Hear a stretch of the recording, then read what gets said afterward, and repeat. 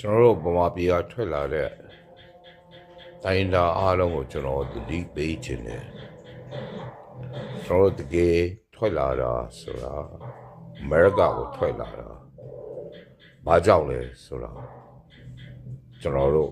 သိဖို့တက်တယ်အမေရိကဟာကျွန်တော်တို့ထွက်လာတာကျွန်တော်တို့တိုင်းပြည်ကအမတန်မှမြတ်စုပ်ပြီးတော့မတရားတဲ့ဟာကိုကျွန်တော်မလိုလားလို့ကျွန်တော်အမေရိကကိုထွက်လာတာဖြစ်ပါတယ်အခုဒေါ်နယ်ထရမ့်ဆိုတဲ့ဟာ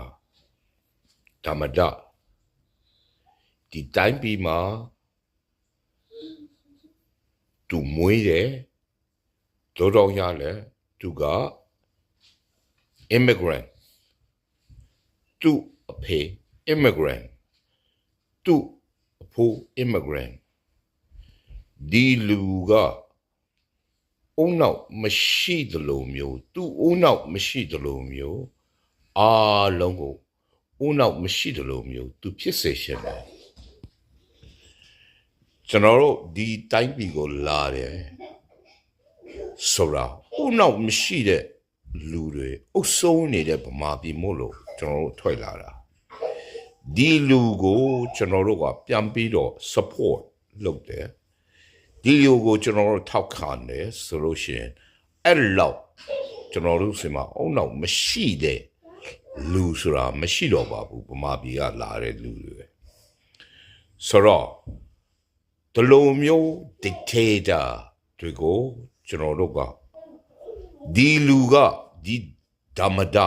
ဒေါ်နယ်ထရမ့်ဆိုတဲ့ဟာကကြိုက်တယ်ဆိုလို့ရှိရင်ကျွန်တော်တို့ဒီတိုင်းပြည်ကိုလာเสียအကြောင်းကိုမရှိဘူးကျွန်တော်ဗမာပြည်မှာနေတာတော့မှပူပြီးတော့ကောင်းတယ်။ဘာကြောင့်တရုတ်ပြည်ကဒီအမေရိကတဲ့ပူပြီးတော့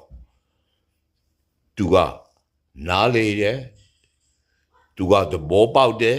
သူ့ဘဝကိုသူနားလေတယ်ဆိုတော့ခင်ဗျားတို့ကျွန်တော်တို့ဟာဗမာပြည်ကလာတဲ့လူတွေကျွန်တော်တို့ဗမာပြည်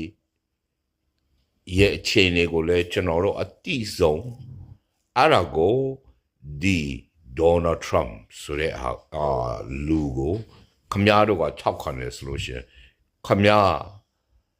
လူဖြစ်ရတာချူမရှိဘူးအဲ့ဒါကိုတိတ်ချာချာစဉ်းစားပြီးတော့ဒီလူကိုထောက်ခံတဲ့လားကျွန်တော်ဗမာ